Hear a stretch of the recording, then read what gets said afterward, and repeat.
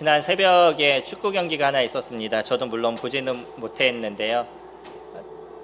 그 축구 경기에서 우리나라가 7대 0으로 졌어요. 예, 근데 이제 이게 프로 경기입니다. 프로 경기 중에서 그 동남아시아와 서남아시아의 그 대표의 대결이었었는데 거기에서 사우디아라비아의 알힐랄이라는 그 축구 구단이 있습니다. 거기하고 우리나라 광주하고 경기를 했는데 7대 0이라는 스코어가 나왔어요. 근데 이게 별 수 없는 게 뭐냐면 사우디아라비아는 아주 비싼 선수들을 모아놓고 있어서 그 선수 한 명 몸값이 우리나라 광주 축구단의 6구단을 운영할 수 있는 금액이라고 얘기할 정도로 엄청난 그 비싼 사람들을 모아놓은 이제 구단입니다. 근데 이제 경기가 끝나고 나서 우리나라 그 감독이 악수를 청했는데 그 감독이 악수를 하지 않고 입으로 이런 어떤 제스처를 취했대요. 그러니까 뭐라고 이제 얘기를 한 거냐면 쓸데없는 얘기 하지 말아라. 뭐 이런 이제 제스처를 취한 거예요. 그러니까 우리나라 감독은 경기에도 지고 또 그 감독에게 비난을 받는 이런 상황이 됐던 것이죠. 아무리 이제 어려워도 감독들이 기본적으로 악수를 하고 헤어지는 거는 이제 자연스러운 모습인데 이제 이런 모습이 되니까 세계적으로 이것이 좀 그 이야기가 좀 나온 것 같습니다. 그래서 우리나라 감독에게 마음이 상하지 않았냐, 마음이 어렵지 않았냐라고 물어봤었더니 뭐 어차피 볼 거 아닌데 괜찮습니다라고 쿨하게 넘어간 거예요. 예.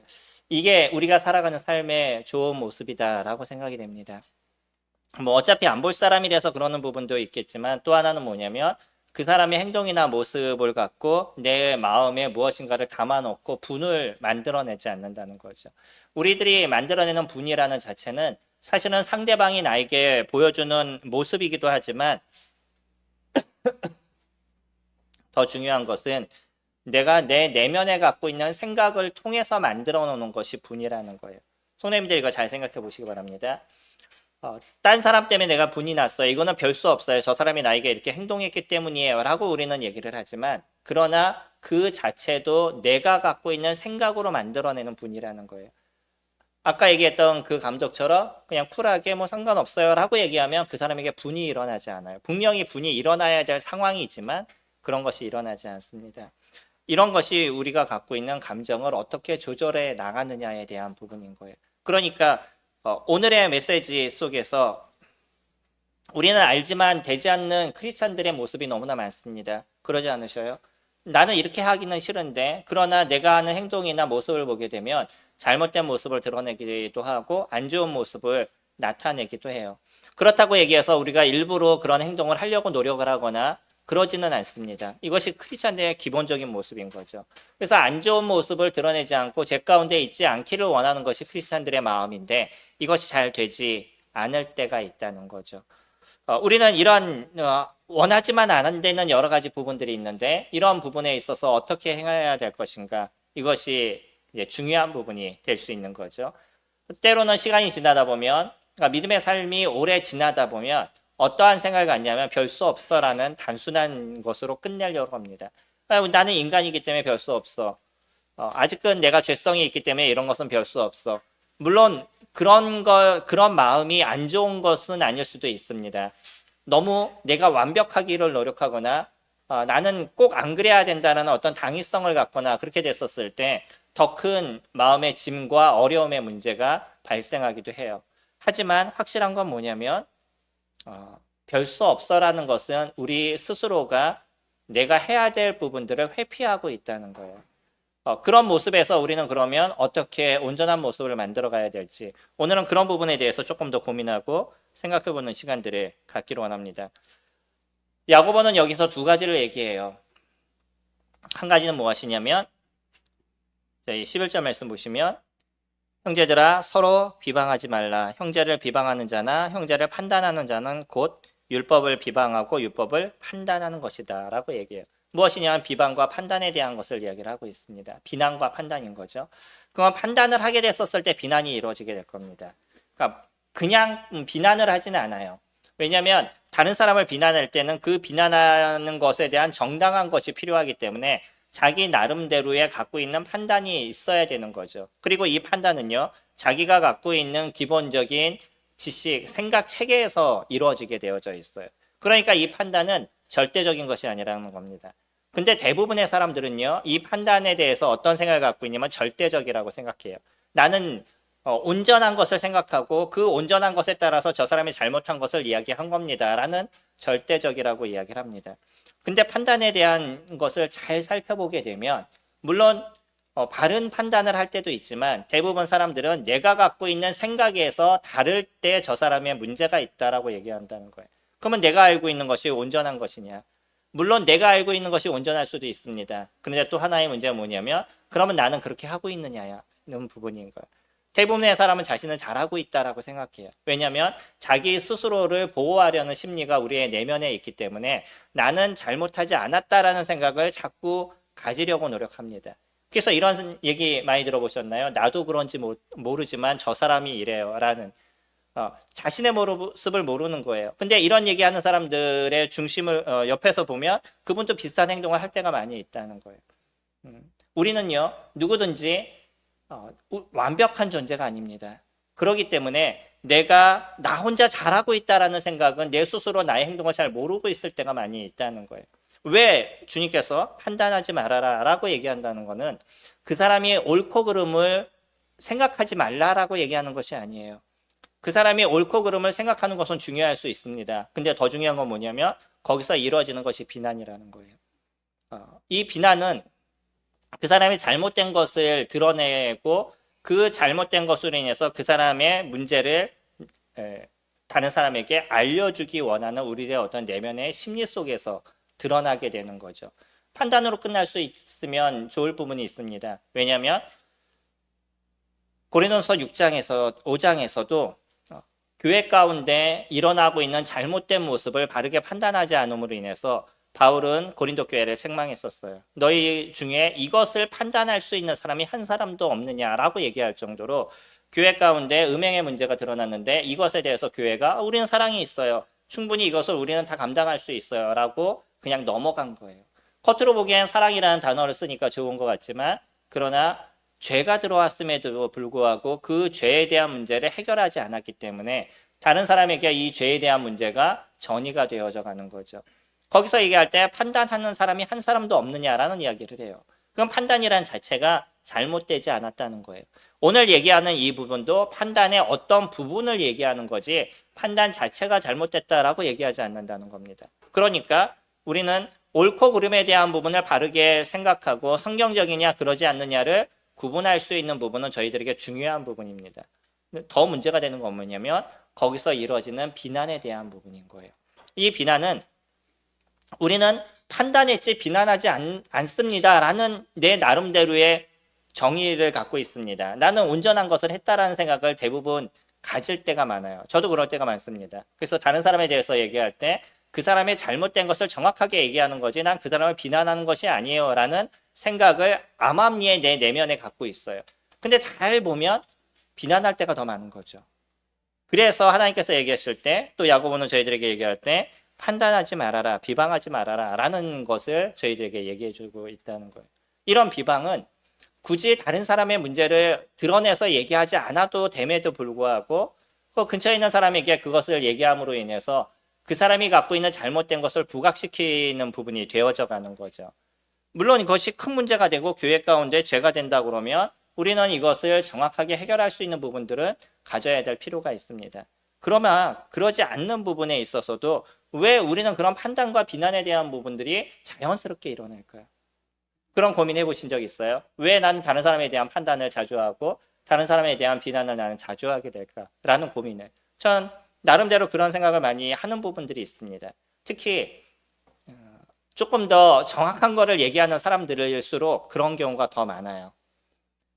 욕을 자연스럽게 하는 사람들이 누가 욕한다고 판단하지 않습니다. 왜 자기도 욕하니까. 그러나 그것을 잘 지키는 사람일수록 다른 사람이 욕하는 것에 대해서 정확하게 이야기를 해요. 크리스찬들이 판단이 더 많습니다. 믿지 않는 사람들보다. 왜 그러죠? 우리는 옳고 그름에 대한 것이 더 정확하기 때문인 거예요. 그러다 보니까 더 많은 판단과 비난에 대한 것들을 쉽게 얘기하는 것이 크리스찬들의 모습인 거예요. 그래서 우리는 조심해야 되는 겁니다. 이것이 옳지 않다라고 생각했었을 때 우리는 그것을 좀 더 멈출 수 있는 부분들이 필요한데 그 이유 중에 하나가 뭐냐면 판단과 비난이라는 이 자체는 알게 모르게 인간이 갖고 있는 자기 보호 속에서 드러나고 있는 거예요. 나는 다른 사람보다 조금 더 잘하고 있다라는 심리가 알게 모르게 그 사람의 문제점에 대해서 이야기를 합니다. 그래서 저 사람의 문제점을 이야기하게 되면 나는 그 사람보다 조금 더 나은 사람인 것처럼 비춰지는 거죠. 그런 알게 모르게 우리 내면에 있는 그런 심리 속에서 드러나게 되는 거고요. 또 하나의 문제는 내가 그 문제로 인해서 피해를 받았을 때예요. 마음의 상처가 됐던, 물질의 상처가 됐던 어떤 부분에 있어서 피해를 받게 되면 분명히 그 사람을 비난하게 되고 그 사람의 비난거리에 대한 것을 찾아가게 됩니다. 그래서 주님께서 저희들에게 얘기하실 때 판단하지 말고 비난하지 말라는 거예요. 그러면서 하신 얘기가 있죠. 내가 만일 율법을 판단하면 율법의 준행자가 아니요 재판관이라고 얘기해요. 또 뭐냐면 형제를 비난하고 판단하는 것은 곧 율법을 비방하고 율법을 판단하는 것이라고 얘기를 하죠. 왜 이와 같은 얘기를 하죠? 주님께서 우리에게 주신 율법의 가장 최고봉을 뭐라고 얘기하시냐면 하나님을 사랑하고 내 이웃을 사랑하는 것이라 라고 얘기했어요. 첫째가 되는 것은 뭐냐면 하나님을 사랑하는 것이라고 얘기합니다. 둘째가 무엇이냐면 내 이웃을 사랑하는 것이라 라고 얘기했어요. 근데 내 이웃을 사랑하는데 그 사람의 문제점을 굳이 드러내고 그 문제점에 대해서 얘기를 하고 다른 사람에게 그것을 말함으로 인해서 그 사람의 치부를 드러내는 것은 결코 그 사람을 사랑했을 때 드러나는 모습이 아닌 거죠. 내가 내 아내를 사랑하는데 내 아내의 문제점을 남들에게 막 드러내서 얘기를 한다 그러면 그건 사랑한다라고 얘기하지 않는다는 거예요. 사랑이라는 자체는 굳이 숨기는 것은 아니지만 그 사람의 문제점을 굳이 드러내서 고통스럽고 어렵게 만들지는 않는다는 거예요. 내가 거짓을 하진 않지만 그러나 그 사람을 사랑하기 때문에 그것을 또 감싸 안아줄 수 있고 그것이 문제가 아니다라고 얘기하진 않지만 그것을 굳이 나타내서 힘들게 만들지 않는다는 거예요. 그래서 얘기하는 거는 우리는 율법을 준행하는 자지 심판자가 아니라는 겁니다. 그러니까 율법을 새롭게 만드는 존재가 아니라는 거예요. 이 율법을 새롭게 만드는 사람은 누구냐면 12절에 입법자와 재판관은 오직 한 분이시니 능히 구원하기도 하시며 멸하기도 하시느니라 라고 얘기를 하죠. 그것을 제정하시는 분은 하나님이시라는 거예요. 하나님께서 그것을 만들어 놓으셨고 우리는 그것을 준행하는 자일 뿐이라는 거예요. 우리가 그것을 기억하게 되면 우리가 해야 될 것과 하지 말아야 될 것이 구분되어져 가는 거죠. 근데 끊임없이 그리스도인들에게 얘기하시는 것 중에 하나가 판단과 비방에 대한 부분입니다. 이거는 너무나 쉽게 우리들 안에서 일어나고 있는 문제이기 때문인 거예요.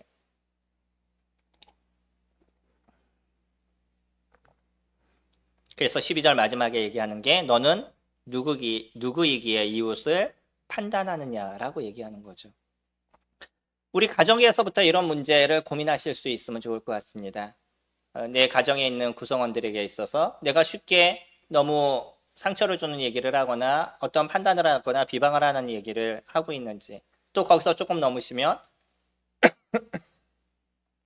내가 성도들에게 어떻게 얘기를 하고 있는지, 내가 성도를 너무 비방하거나 판단하는 부분을 갖고 있지 않은지, 혹시 이런 부분에 있어서 해결하기 위한 어떤 내 스스로의 방안을 갖고 있는 건지, 우리는 그런 부분들이 필요합니다. 그냥 하지 말아야지 라고 해서 이런 문제가 해결되는 것이 아니라 그것을 해결하기 위한 방안이 우리 가운데 필요한 것이죠.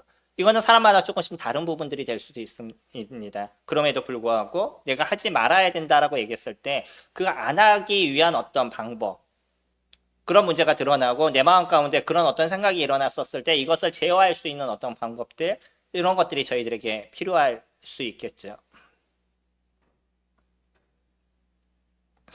안 되는 부분에 있어서 그냥 안 된다라는 얘기만으로 해결될 수 있는 것은 아니라는 것이에요. 이거는 정해져 있는 겁니다. 하나님께서 저희들에게 말씀하신 거고, 왜 그러지 말아야 될 것에 대해서 확실하게 저희들에게 이야기해 주신 부분이기 때문에, 그렇다고 그러면 안 된다라고 얘기하는 것으로 끝나는 것이 아니라 그것을 해결할 수 있는 해결점을 가져야 될 필요가 저희들에게 있는 거죠. 두 번째는 무엇을 얘기하고 있냐면 자기 자랑에 대한 부분을 이야기하고 있습니다. 동일하게 말에 대한 부분이죠. 다른 사람을 비난하지 않으면 그 다음에 하는 얘기들이 무엇이냐면 자기 스스로를 또 높이는 거죠. 사람은 별 수 없습니다. 저도 그러고 성도님들도 그러고 우리에 있어서 가장 큰 문제는 우리가 어떻게 얘기하느냐에 대한 부분인 거예요. 상대방을 비난하지 않으면 내 스스로를 너무 높이려는 부분들이 있죠. 자기 스스로의 자랑을 더 많이 드러내서 결국은 다른 사람보다 나를 더 높게 만들려는 것이 인간이 갖고 있는 모습인 거예요. 왜 예수 그리스도 그분이 놀라우셨냐면 가장 크시고 완전하신 그 하나님께서 스스로 자신을 낮추시는 역할을 하신 거예요. 이것이 빌립보서 2장에서 저희들에게 얘기하고 있는 거죠. 스스로 자기를 낮추사라고 얘기하고 있어요. 우리는 우리 스스로를 낮추는 것에 너무나 어려움의 문제를 갖고 있고요. 그리고 이 낮추는 것이 내 스스로의 어떤 자존감을 낮추거나 내 스스로 다른 사람의 밑에 들어간다는 그런 잘못된 생각을 우리가 갖고 있기 때문에 낮추는 자체가 문제인 것처럼 인식되고 있고요. 이거는 세상에서도 계속적으로 얘기해주고 있는 거예요. 그러다 보니까 나를 낮추는 것을 어려워하는 것이 인간이 갖고 있는 기본적인 모습인 거죠. 이런 모습에서 왜 하나님께서 우리에게 그와 같은 얘기를 하셨는지를 우리는 기억해야 될 필요가 있는 거죠. 자신을 낮추는 것을 하나님은 빌립보서 2장에서 저희에게 뭐라고 얘기하셨냐면 너희 스스로 낮출 때 하나님께서 우리를 높이시겠다라고 얘기했어요. 예수 그리스도는 가장 낮은 모습을 가지셨는데 오히려 하나님께서는 그를 높이셔서 하늘에 있는 자나 땅에 있는 자나 땅 아래에 있는 모든 자들로 그에게 무릎을 꿇게 하셨다라고 얘기했어요. 이게 진실인 겁니다. 우리가 그러면 무엇을 행할 것인지, 왜 우리가 다른 사람에게 내 스스로를 높이고 자랑하는 모습보다 오히려 다른 사람을 더 높이는 모습을 가져야 될 것인지는 그러한 모습들이 주님께서 오히려 저희를 높이시는 일들로 만들어가기 때문이신 거예요. 13절에 들으라 너희 중에 말하기를 오늘이나 내일이나 우리가 어떤 도시에 가서 거기서 1년을 머물며 장사하며 이익을 보리라 하는 자들아.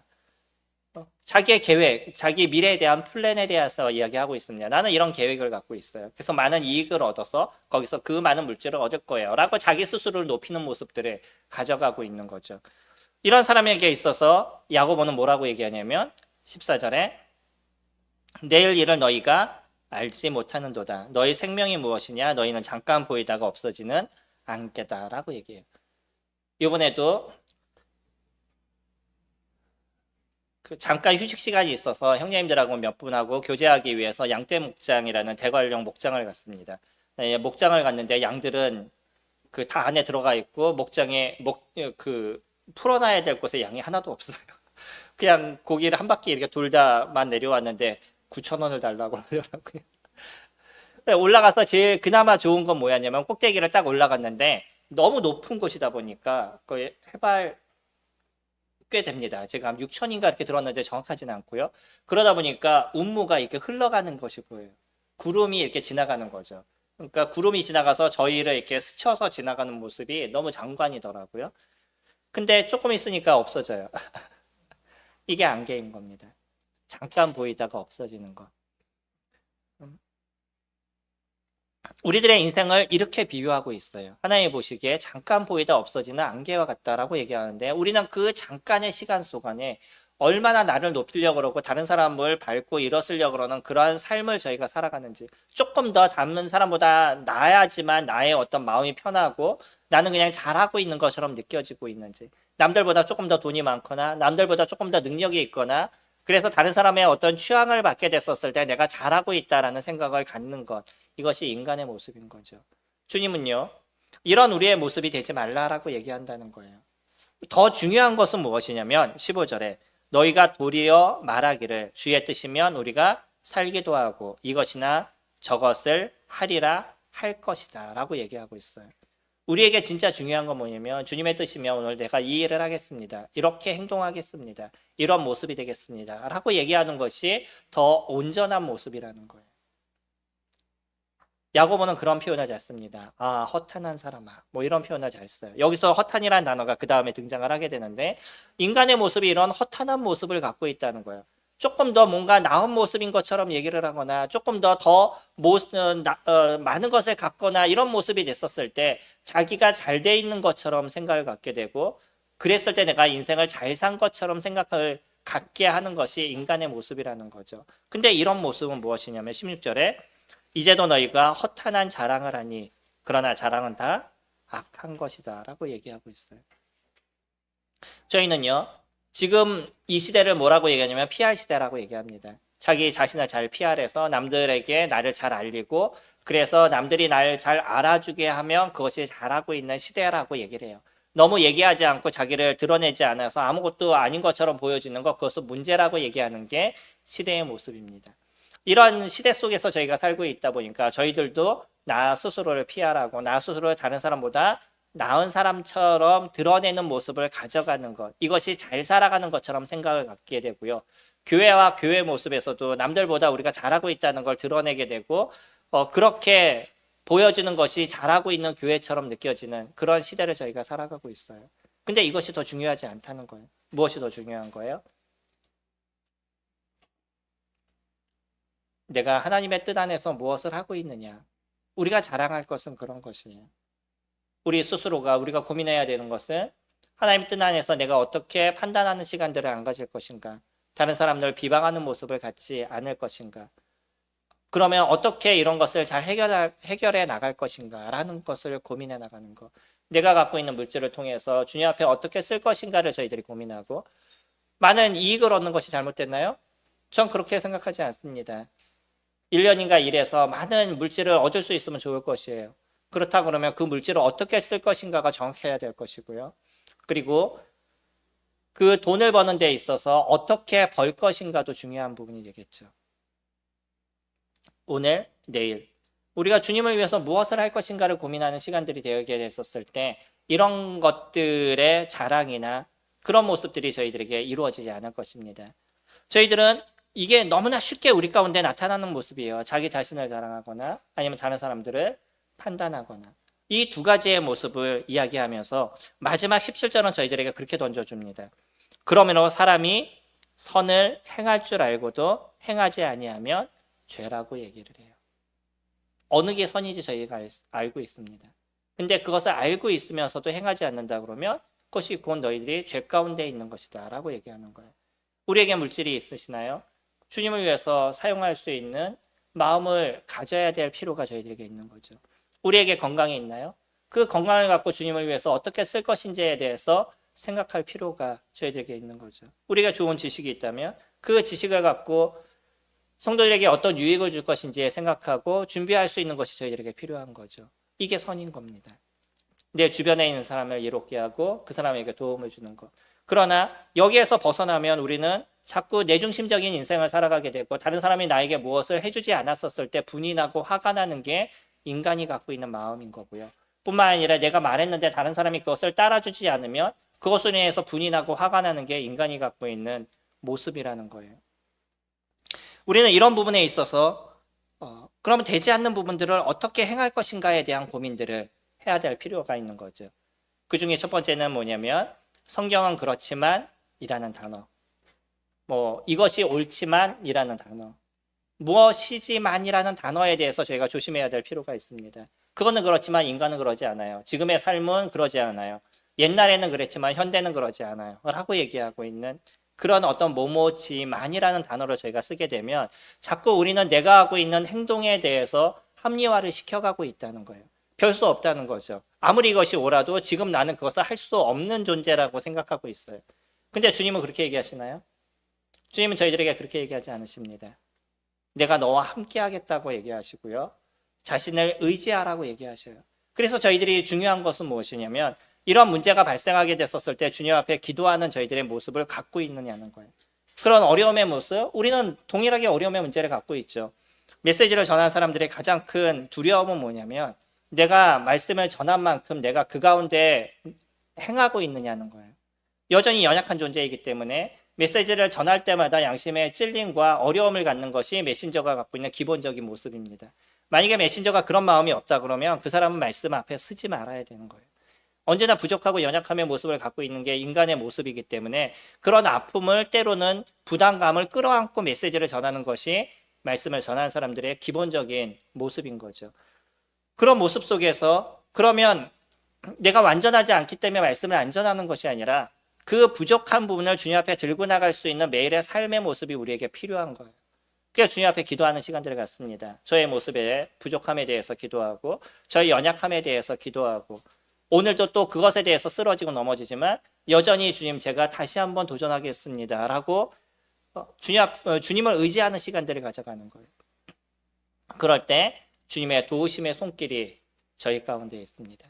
그리고 또 하나는 뭐냐면 저희가 어떤 얘기를 하기 이전에 한 번 정도 고민해 보는 것이에요. 이 이야기가 맞는지 틀리는지, 내가 진짜 도움을 위해서 얘기하는 것인지 아니면 나의 유익을 위해서 얘기하는 건지. 대부분의 사람들은 자신을 위해서 얘기하는 경우가 많습니다. 그런 꺼리낌이 있다면 말을 조금 더 줄일 수 있는 것도 필요한 것이죠. 실수하는 것은 괜찮습니다. 그러나 그 실수에 대해서 내가 인지해야만 하는 것이에요. 실수는 별 수 없는 거죠. 그러나 그 실수에 대해서 내가 인지하고 그 인지가 됐었을 때 주님 앞에 기도하는 모습들을 가져가고요. 거기서 멈추는 것이 아니라 또 한 발짝을 뛰는 모습을 가져가게 되면 하나님께서 저희들을 변화시키고 바꾸시는 그런 일들이 계속적으로 저희들에게 일어나게 됩니다.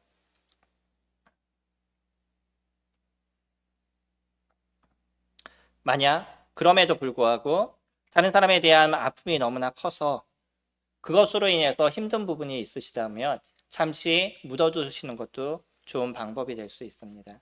내가 지금 그것이 해결이 되지 않아요. 아무리 주님 앞에 기도하고 해결하려고 노력해도 그 사람에 대한 미움이나 아픔에 대한 것들이 해결되지 않는다면 잠시 묻어두시는 것도 좋을 겁니다.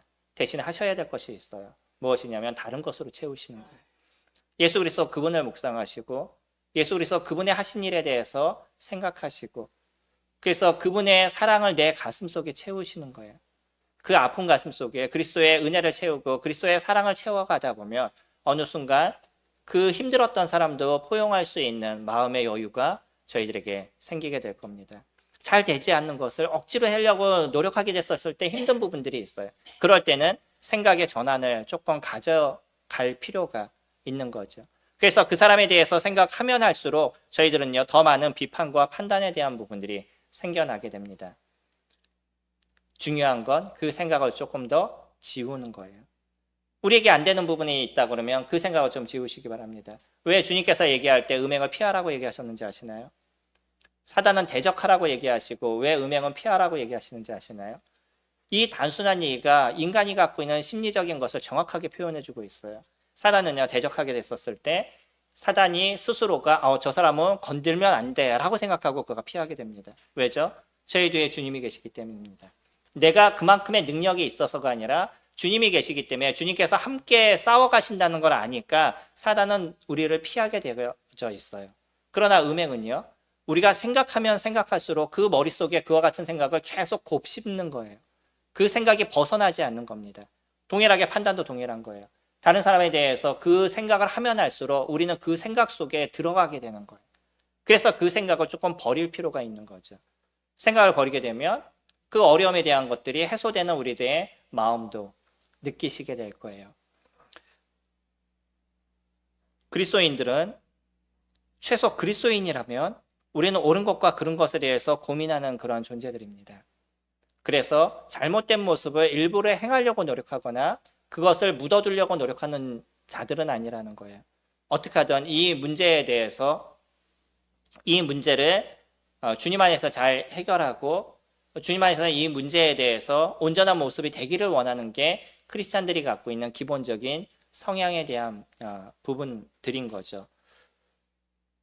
그렇다 그러면 우리는 하나님을 인정하고 의지할 필요가 있는 거죠. 이런 부분에 있어서 그런 마음이 있지만 여전히 우리는 안 되는 부분들이 있기 때문에 그 안 되는 부분을 해결할 수 있는 첫 번째는 주님 앞에 기도하는 것부터 시작이 되셔야 될 거예요. 그리고 나서 내 마음속에서부터 잘못된 생각을 지우는 것들을 이뤄가시는 거죠.